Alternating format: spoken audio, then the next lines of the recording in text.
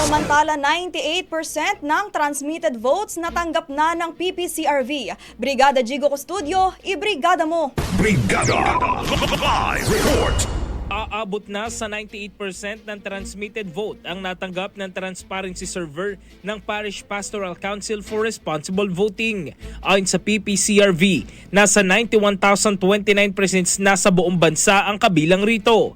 Sa isang press conference, nagpasalamat si PPCRV spokesperson Ana Singson kay COMELEC Chairman George Erwin Garcia sa pagtupad na pangakong ibibigay ang data. Nauna na nagpahayag ng pangamba ang PPCRV matapos ma-access lamang ang 79% ng datos habang may 98% access na ang COMELEC. Samantala, may 2,314 election returns na ang nasa command center ng PPCRV sa Maynila.